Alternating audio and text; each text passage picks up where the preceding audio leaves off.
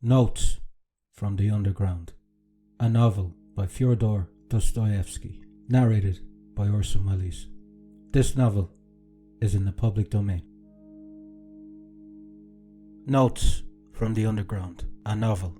The author of the diary and the diary itself are, of course, imaginary. Nevertheless, it is clear that such persons as the writer of these notes not only may, but positively must, exist in our society when we consider the circumstances in the midst of which our society is formed. I have tried to expose to the view of the public, more distinctly than is commonly done, one of the characters of the recent past. He is one of the representatives of a generation still living.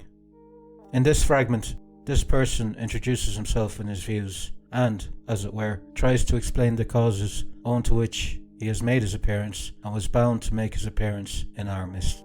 In the second fragment, there are added the actual notes of this person concerning certain events in his life. Author's note. Part 1.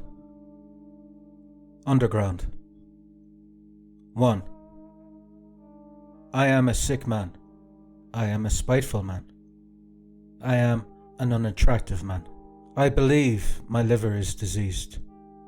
However, I know nothing at all about my disease and do not know for certain what ails me. I don't consult a doctor for it and never have, though I have a respect for medicine and doctors. Besides, I am extremely superstitious, sufficiently so to respect medicine. Anyway, I am well educated enough not to be superstitious, but I am superstitious. No, I refuse to consult a doctor from spite. That you probably will not understand. Well, I understand it. Though, of course, I can't explain who it is precisely that I am mortifying in this case by my spite. I am perfectly well aware that I cannot pay out the doctors by not consulting them. I know better than anyone that by all this I am only injuring myself and no one else. But still, if I don't consult a doctor, it is from spite. My liver is bad. Well, let it get worse. I have been going on like that for a long time, 20 years. Now I am 40. I used to be in the government service, but am no longer. I was a spiteful official. I was rude and took pleasure in being so. I did not take bribes, you see, so I was bound to find recompense in that at least. A poor jest, but I will not scratch it out. I wrote it thinking it would sound very witty, but now that I have seen myself that I only wanted to show off in a despicable way, I will not scratch it out on purpose. When petitioners used to come for information to the table at which I sat, I used to grind my teeth at them and felt intense enjoyment when I succeeded in making anybody unhappy. I almost did succeed. For the most part, they were all timid people, of course, they were petitioners. But of the uppish ones, there was one officer in particular I could not endure. He simply would not be humble and clanked his sword in a disgusting way. I carried on a feud with him for 18 months over that sword. At last, I got the better of him. He left off clanking it. That happened in my youth, though. But do you know, gentlemen, what was the chief point about my spite? Why, the whole point, the real sting of it, lay in the fact that continually, even in the moment of the acutest spleen, I was inwardly conscious with shame that I was not only not a spiteful, but not even an embittered man. That I was simply scaring sparrows at random and amusing myself by it. I might foam at the mouth, but bring me a doll to play with, give me a cup of tea with sugar in it, and maybe I should be appeased. I might even be genuinely touched, though probably I should grind my teeth at myself afterwards and lie awake at night with shame for months after. That was my way. I was lying when I said just now that I was a spiteful official. I was lying from spite. I was simply amusing myself with the petitioners and with the officer, and in reality, I could never become spiteful. I was conscious every moment in myself of many, very many elements absolutely opposite to that. I felt them positively swarming in me, these opposite elements. I knew that they had been swarming in me all my life and craving some outlet from me, but I would not let them purposely, would not let them come out. They tormented me till I was ashamed.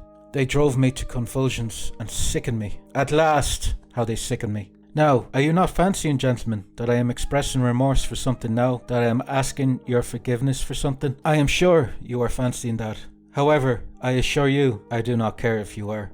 It was not only that I could not become spiteful, I did not know how to become anything, neither spiteful nor kind, neither a rascal nor an honest man, neither a hero nor an insect. Now I am living out my life in my corner, taunting myself with the spiteful and useless consolation that an intelligent man cannot become anything seriously, and it is only the fool who becomes anything. Yes, a man in the 19th century must and morally ought to be preeminently a characterless creature, a man of character. An active man is preeminently a limited creature. That is my conviction of 40 years. I am 40 years old now, and you know 40 years is a whole lifetime. You know it is extreme old age. To live longer than 40 years is bad manners, is vulgar, immoral. Who does not live beyond 40? Answer that. Seriously and honestly, I would tell you who do. Fools and worthless fellows. I tell all old men that to their face.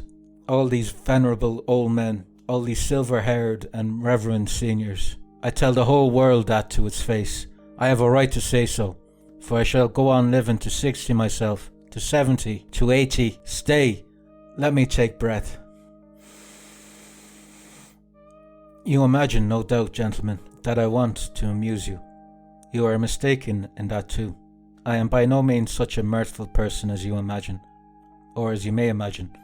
However, irritated by all this babble, and I feel that you are irritated, you think fit to ask me who I am, then my answer is, I am a collegiate assessor. Was in the service that I might have something to eat, and solely for that reason. And when last year a distant relation left me 6,000 rubles in his will, I immediately retired from the service and settled down in my corner. I used to live in this corner before, but now I have settled down in it. My room is a wretched, horrid one, in the outskirts of the town. My servant is an old country woman, ill-natured from stupidity, and moreover, there was always a nasty smell about her. I am told that the Petersburg climate is bad for me, and that with my small means it is very expensive to live in Petersburg. I know all that better than all these sage and experienced counsellors and monitors. But I am remaining in Petersburg. I am not going away from Petersburg. I am not going away because, why, it is absolutely no matter whether I am going away or not going away. But what can a decent man speak of with most pleasure? Answer: of himself. Well, so I will talk about myself.